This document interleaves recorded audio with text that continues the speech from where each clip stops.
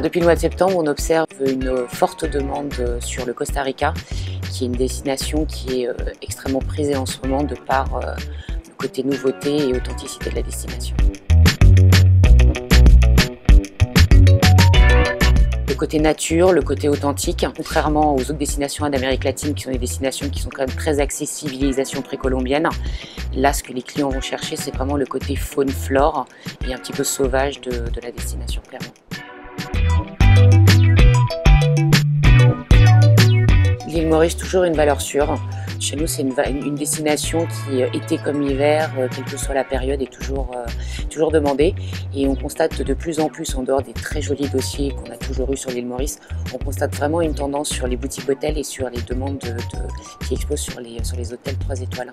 C'est pas forcément au niveau budgétaire, je pense que c'est surtout une clientèle qui est plus jeune, qui décide de partir sur l'île Maurice, mais sur des structures plus petites, un petit peu plus authentiques, du style des boutiques hôtels.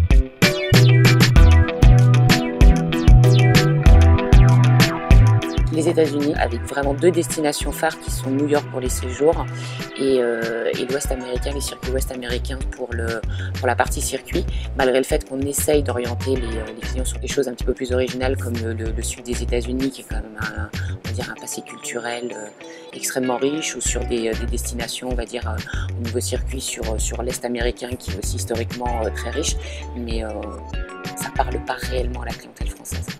Je crois qu'ils ont des images d'Épinal avec les images des paysages du Grand Ouest, et puis voilà, toujours ce rêve new-yorkais. Je pense que c'est quelque chose qui reste vraiment ancré. La seule destination chez moi qui était vraiment en difficulté et qui reprend un petit peu, c'est le Maroc. On sentait une véritable réticence de la part des clients à assimiler, on va dire, toute la zone Moyen-Orient.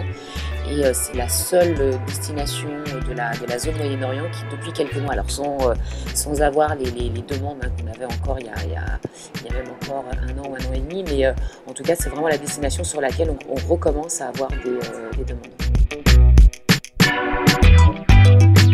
Beaucoup de la carte, que ce soit même pour les séjours, c'est-à-dire qu'on a beau leur proposer du packagé en brochure, ils vont revenir en nous disant j'ai vu tel hôtel, je veux ça en plus, etc. Et beaucoup, on va dire, de circuits sur mesure. Je pense que c'est vraiment caractéristique des gens du quartier. Je vends très peu de croisières, vraiment très peu de demandes. Même quand on les propose, les clients sont vraiment pas partants. Et idem pour le ski, très peu de dossiers, alors de jolis dossiers quand on en a, mais par contre très peu de dossiers par rapport au reste du réseau Havas Voyage de la région Île-de-France. On est beaucoup sur les dernières minutes du mois de février. On commence un petit peu les vacances de Pâques et très peu les vacances d'été.